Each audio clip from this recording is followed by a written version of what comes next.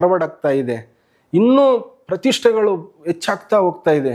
ಈಗಲೇ ಇದನ್ನ ನಾವು ಘನ ನ್ಯಾಯಾಲಯಕ್ಕೆ ನಾವು ಮನವರಿಕೆ ಮಾಡಿಕೊಡ್ತೇವೆ. ಮತ್ತು ನ್ಯಾಯಾಲಯವು ಸಹ ಸುಪ್ರೀಂ ಕೋರ್ಟ್ ಈಗಾಗಲೇ ಹೇಳಿದೆ, Suhaib versus state of Andhra ಪ್ರದೇಶಲ್ಲಿ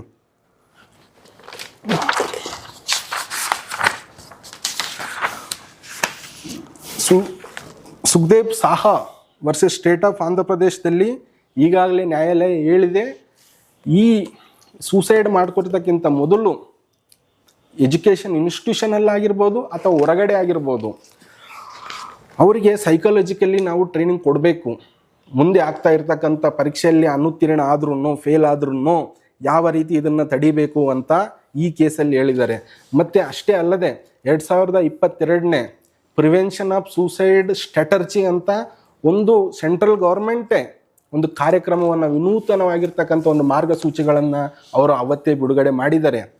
ಉಮ್ಮಿದ್ ಯೋಜನೆ, ಉಮ್ಮಿದ್ ಗೈಡ್ಲೈನ್ಸ್ ಅಂತ ಇದೆ.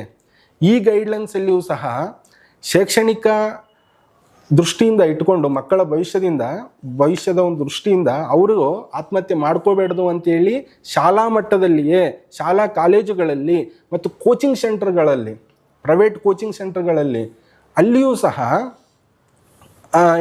ಈ ಪ್ರೋಟೋಕಾಲ್ ಇರಬೇಕು. ಮತ್ತು ಪ್ರತಿ ಒಂದು 6 ತಿಂಗಳಿಗೊಮ್ಮೆ ಆದರೂ ಮಾನಸಿಕವಾಗಿರ್ತಕ್ಕಂಥ ಸ್ಥೈರ್ಯವನ್ನು ಅವರಲ್ಲಿ ತುಂಬಬೇಕು.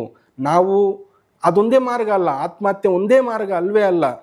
ಅದರಿಂದ ಈಗೊಂದು ಇನ್ನೊಂದಿದೆ, ದರ್ಪಣ ಅಂತ, ದರ್ಪಣ ಅಂತ, ನಮ್ಮ ಮನಸ್ಸನ್ನ ಒಂದು ಕನ್ನಡಿ ರೂಪದಲ್ಲಿ ನೋಡಿ, ಇದನ್ನು ಒಂದು ಕಾರ್ಯಕ್ರಮನೇ ಟಿ ವಿಯಲ್ಲಿ ಪ್ರಸಾರವಾಗ್ತಾ ಇರುತ್ತೆ. ಇದು ವಿಶೇಷವಾಗಿ ಮಾನಸಿಕವಾಗಿ ಯಾರು ಆ ರೀತಿಯಾಗಿರ್ತಕ್ಕಂಥ ಯೋಚನೆ ಮಾಡ್ತಾರೋ ಅವರಿಗೆ. ಸೊ ಈ ಎಷ್ಟೊಂದು ಇರೋದ್ರಿಂದ ಮಾರ್ಗಸೂಚಿಗಳಿದ್ದಾವೆ. ಸುಪ್ರೀಂ ಕೋರ್ಟ್ ಅಂತ ಒಂದು ಅತ್ಯುನ್ನತ ನ್ಯಾಯಾಲಯ ಈ ಮಾರ್ಗಸೂಚಿಗಳನ್ನು ಹೊರಡಿಸಿದ್ರು ಸಹ. ಮತ್ತು ಇನ್ನೊಂದು ಇದೆ, ಡಿಸ್ಟಿಕ್ ಲೆವೆಲಲ್ಲಿ ಒಂದು ಟಾಸ್ಕ್ ಫೋರ್ಸನ್ನು ರಚನೆ ಮಾಡಿ ಅದಕ್ಕೆ ಹೆಡ್ಡಾಗಿ ಡಿಸ್ಟಿಕ್ ಕಲೆಕ್ಟರ್ನೇ ಮಾಡಿ, ಮತ್ತು ಅದಕ್ಕೆ ಸಂಬಂಧಪಟ್ಟಿರ್ತಕ್ಕಂಥ ಎಜುಕೇಷನ್ ಆ್ಯಂಡ್ ಹೆಲ್ತ್ ಡಿಪಾರ್ಟ್ಮೆಂಟು ಮತ್ತು ಚಿಲ್ಡ್ರನ್ ವೆಲ್ಫೇರ್ ಡಿಪಾರ್ಟ್ಮೆಂಟು ಇವ್ರನ್ನೆಲ್ಲನೂ ಆ ಡಿಸ್ಟಿಕ್ ಕಲೆಕ್ಟರ್ ಬಾಡಿ ಏನದು ಟಾಸ್ಕ್ ಫೋರ್ಸ್ ರಚನೆ ಆಗಿರ್ತಲ್ಲ ಅದರಲ್ಲಿ ಇವರೆಲ್ಲ ಇರಬೇಕು ಅಂತ ಇದೆ. ಬಟ್ ನಾನು ನೋಡಿದ ಮಟ್ಟಿಗೆ ಇವತ್ತಿಗೂ ಯಾವುದೇ ಕಾರ್ಯಕ್ರಮಗಳು ಈ ರೀತಿಯಾಗಿ ಅರ್ಥಪೂರ್ಣವಾಗಿ ಇವತ್ತಿಗೂ ಜಾರಿಗೆ ಆಗಲಿಲ್ಲ ಅನ್ನೋದು ನೋವು ನನ್ನಲ್ಲಿದೆ. ಮತ್ತು ಶಾಲಾ ಮಟ್ಟದಲ್ಲಿ ಸ್ಕೂಲ್ ವೆಲ್ನೆಸ್ ಟೀಮ್ ಅಂತ ಮ್ಯಾಂಡೇಟ್ರಿ ಇದೆ. ಎಷ್ಟು ಸ್ಕೂಲಲ್ಲಿ ಇದೆಲ್ಲ ಇದ್ದಾವೆ, ಹೆಡ್ ಮಾಸ್ಟ್ರಿಂದ ಇಟ್ಕೊಂಡು ಸಬ್ಜೆಕ್ಟ್ ಟೀಚರಿಂದ ಇಟ್ಕೊಂಡು ಅಲ್ಲಿ ಪೇರೆಂಟ್ಸನ್ನು ಇನ್ವಾಲ್ವ್ ಆಗಿರಬೇಕು. ಬಟ್ ಎಲ್ಲಿಯೂ ಸಹ ಸ್ಕೂಲ್ ವೆಲ್ನೆಸ್ ಟೀಮ್ ಅನ್ನೋ ಒಂದು ಕಾನ್ಸೆಪ್ಟು ನಗರ ಪ್ರದೇಶಗಳಿಂದ ಹಿಡಿದು ಒಂದು ಚಿಕ್ಕ ಹಳ್ಳಿಯ ತನೂ ಈ ಕಾನ್ಸೆಪ್ಟ್ ಇವತ್ತಿಗೂ ಇಲ್ಲ. ನಾನು ಹೇಳೋದೊಂದೇ, ನಾವು ಸಾಮಾಜಿಕ ಕಳಕಳಿಯಿಂದ ಈ ಒಂದು ಅರ್ಜಿಯನ್ನು ನಾವಿಬ್ಬರೂ ಸಹ ಹಾಕಿದ್ದೇವೆ. ಇದರಲ್ಲಿ ನಮಗೆ ಯಾವುದೇ ರೀತಿಯಾಗಿರ್ತಕ್ಕಂಥ ಒಂದು ಪ್ರಚಾರ ಇಲ್ಲ. ನಾವು ಸ್ವಂತಹ, ನಾನು ಯಾವುದೇ ಪರೀಕ್ಷೆಯಲ್ಲಿ ಫಸ್ಟ್ ಟೈಮ್ ಪಾಸ್ ಆಗಿದ್ದು ತುಂಬ ರೇರು.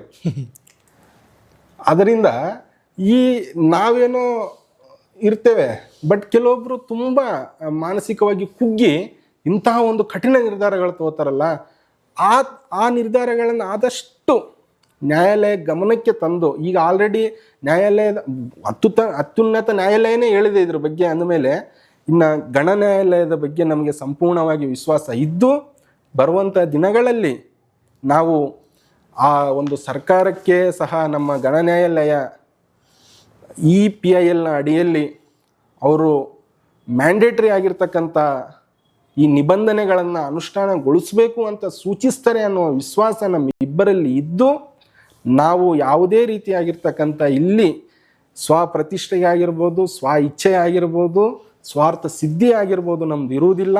ಇಲ್ಲಿ ಕೇವಲ ಸಾಮಾಜಿಕ ಕಳಕಳಿ ಒಂದೇ ನಮ್ಮ ಈ 2018 PIL ರೂಲ್ಸ್, 2017 PIL ರೂಲ್ಸ್ ಅಂತ ಏನಿದೆ ಅದರಲ್ಲಿ ನಾವು ಯಾವುದೇ ಒಂದು ಭಾಗವನ್ನು ಸಹ ಉಲ್ಲಂಘನೆ ಮಾಡದೆ ನಾವು ಇದನ್ನು ಸಲ್ಲಿಸಿದ್ದೇವೆ. ಇದನ್ನು ದಯವಿಟ್ಟು ಎಲ್ಲರೂ ಸಹ ಇನ್ನು ಮುಂದೆ ತಮಗಾದಷ್ಟು ಮತ್ತೊಬ್ಬ ಯಾವುದೇ ಒಬ್ಬ ವ್ಯಕ್ತಿ ಫೇಲ್ ಆದರೆ ಅವನ್ನ ಬಿಡಿ ಅಂತ ತಳಬೇಡಿ. ಇವತ್ತವನು ಇದರಲ್ಲಿ ವೀಕ್ ಇರ್ಬೋದು, ನಾಳೆ ಇನ್ನೊಂದ್ರಲ್ಲಿ ಎಕ್ಸ್ಪರ್ಟ್ ಇರ್ಬೋದು.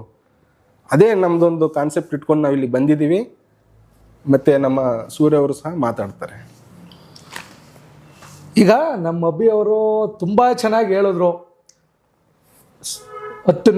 ಉನ್ನತವಾದ supreme court, honourable supreme court ಯಾವ ಥರ ಗೈಡ್ಲೈನ್ಸ್ ಕೊಟ್ಟಿದೆ, ಉಮ್ಮಿದ್ ಅನ್ನೋದೊಂದು ಯಾವ ಥರ ಕಾನ್ಸೆಪ್ಟ್ ರಚನೆ ಆಗಿದೆ ಅಂತ ಎಲ್ಲ ಉನ್ನತವಾಗಿ ಅವರು ಹೇಳ್ಕೊಟ್ರು.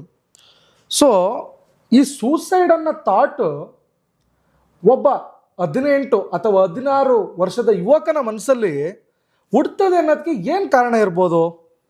ಏನು ಕಾರಣ ಇರ್ತದೆ ಅಂತ ಹೇಳಿದ್ರೆ, ಮೊದಲನೇದಾಗಿ ಅವ್ರ ಸುತ್ತಮುತ್ತ ಇರ್ತಾರಲ್ಲ ಪರಿಸರ ಜನಗಳು, ಮೊದಲನೇದಾಗಿ ಅವರೇ ಕಾರಣ ಆಗಿರ್ತಾರೆ. ಸುಮ್ಮನೆ ಸಡನ್ನಾಗಿ ಮೈಂಡಲ್ಲಿ ಸತ್ತು ಬಿಡೋಣ, ನಾನು ಮಾರ್ಕ್ಸ್ ಕಮ್ಮಿ ಬಂದ್ಬಿಟ್ರೆ ಸತ್ತು ಬಿಡೋಣ, ಮಾರ್ಕ್ಸ್ ಅಥವಾ ಫೇಲ್ ಆಗಿಬಿಟ್ರೆ ಸತ್ತೋಗ್ಬಿಡೋಣ ಅಂತ ಹೇಳಿ ಯಾವುದೇ ಕಾರಣಕ್ಕೂ ಯಾವ ವ್ಯಕ್ತಿ ಮನಸ್ಸಲ್ಲೂ ಅಷ್ಟು ಚಿಕ್ಕ ವಯಸ್ಸಿಗೆ ಬರೋದಿಲ್ಲ. ಸೊ ಏನಾಗುತ್ತೆ ಅಂತ ಹೇಳಿದ್ರೆ, ನಮ್ಮ ಪೇರೆಂಟ್ಸು ಎಲ್ಲೋ ಒಂದು ಕಡೆ ಎಡವ್ಬಿಡ್ತಾರೆ. ನಾನು ತುಂಬ ಕಷ್ಟಪಟ್ಟೆ, ನಾನು ತುಂಬ ಇದು ಮಾಡಿದೆ, ನಾನೇನೋ ಒಂದು IAS ಆಗಬೇಕು ಅಂತ ಅಂದ್ಕೊಂಡಿದ್ದೆ. ಫಾರ್ ಎಕ್ಸಾಂಪಲ್ಲು, ನಾನೇನೋ ಒಬ್ಬ IPS ಅಧಿಕಾರಿ ಆಗಬೇಕು ಅಂದ್ಕೊಂಡಿದ್ದೆ, ನಾನು ಆಗಲಿಲ್ಲ. ನನ್ನ ಮಗ ಅಥವಾ ಮಗಳು ಅವರಿಗೆ ನಾನು ಆಗಲಿಲ್ವಲ್ಲ ಅನ್ನೋದನ್ನು ಹೇರಿ ಅವರು ಇದನ್ನೇ ಆಗಬೇಕು. ಅವ್ರ ಮನಸ್ಸಲ್ಲಿ ಬೇಕಾದ್ರೆ ಬೇರೆ ಯೋಚನೆ ಇರ್ಬೋದು. ನಾನೊಬ್ಬ ಅಡ್ವೊಕೇಟ್ ಆಗಬೇಕು ಅನ್ನೋ ಆಸೆ ಇರ್ಬೋದು, ನಾನೊಬ್ಳು ಡಾಕ್ಟರ್ ಆಗಬೇಕು ಅನ್ನೋ ಆಸೆ ಇರ್ಬೋದು, ನಾನೊಬ್ಳು ಏರ್ ಹೋಸ್ಟೆಸ್ ಆಗಬೇಕು ಅನ್ನೋ ಆಸೆ ಇರ್ಬೋದು, ನಾನೊಬ್ಬ ಗಗನ ಸಖಿ ಆಗಬೇಕು ಅನ್ನೋದೊಬ್ಳಿಗೆ ಆಸೆ ಇರ್ಬೋದು. ಎಲ್ಲ ಆಸೆನೂ ಕೂಡ ಅವರು ಅವರಲ್ಲೇ ಕೊಂದ್ಕೊಂಡ್ಬಿಡ್ತಾರೆ. ಇದೆಲ್ಲ ಯಾವಾಗ ಪ್ರೆಷರ್ ಬೀಳ್ತಾ ಹೋಗುತ್ತೆ ಅಂತ ಹೇಳಿದ್ರೆ, 10th ಬೋರ್ಡ್ ಎಕ್ಸಾಮ್ ಬರುತ್ತಲ್ಲ, ಆವಾಗ ಇದೆಲ್ಲ ಪ್ರೆಷರು ಒಂಥರ ಅಕ್ಯುಮುಲೇಟ್ ಆಗುತ್ತೆ. ಅಯ್ಯೋ, ನಮ್ಮ ತಂದೆ ತಾಯಿಗೆ ನಾನು IAS ಆಗಬೇಕು ಅಂತ ಇದೆ. IAS ಎಕ್ಸಾಮಲ್ಲಿ 0.001 ಪಾಯಿಂಟ್ ಅಷ್ಟೇ ಪಾಸ್ ಆಗೋದು. ನಾವು ಇದರಲ್ಲೇ ಫೇಲ್ ಆದರೆ IAS ಎಕ್ಸಾಮಲ್ಲಿ ಹೆಂಗೆ ಪಾಸ್ ಆಗ್ತೀವಿ?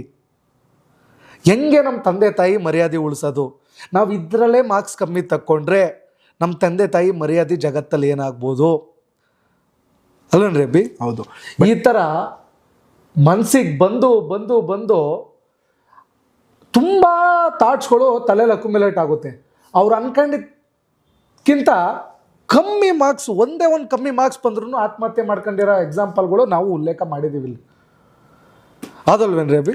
ಹೌದು. ಅದ್ರ ಜೊತೆಗೆ ಇನ್ನೊಂದೇನೆಂದರೆ, ಸುಪ್ರೀಂ ಕೋರ್ಟ್ನ ನಿವೃತ್ತ ನ್ಯಾಯಾಧೀಶರಾಗಿರ್ತಕ್ಕಂಥ ಶಿವರಾಜ್ ಪಾಟೀಲ್ ಅವರು ಒಂದು ಮಾತು ಹೇಳ್ತಾರೆ, ಮಕ್ಕಳಿಗೆ ಆಸ್ತಿಯನ್ನು ಮಾಡೋದಕ್ಕಿಂತ ಮಕ್ಕಳನ್ನೇ ಆಸ್ತಿಯನ್ನಾಗಿ ಮಾಡಿ ಅಂತ.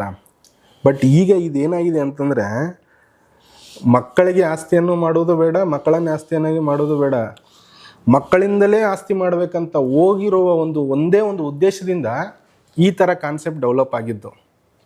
ಸೊ ಅದರಿಂದ ನಾವು ಎಲ್ಲ ರೀತಿಯಲ್ಲಿಯೂ ಸಹ ಮುಂದೆ ಬರುವಂಥ ದಿನಗಳಲ್ಲಿ ಇದ್ರ ಬಗ್ಗೆ ನಾವು ವಿಸ್ತಾರವಾಗಿ ಎಲ್ಲ ಲೀಗಲ್ ಗ್ರೌಂಡ್ಸ್ ಇದ್ದಾವೆ, ಮಾರಲ್ ಗ್ರೌಂಡ್ಸ್ ಇದ್ದಾವೆ, ಸೋಷಿಯಲ್ ಆಸ್ಪೆಕ್ಟ್ನ ನಾವು ತೊಗೊಂಡಿದ್ದೀವಿ.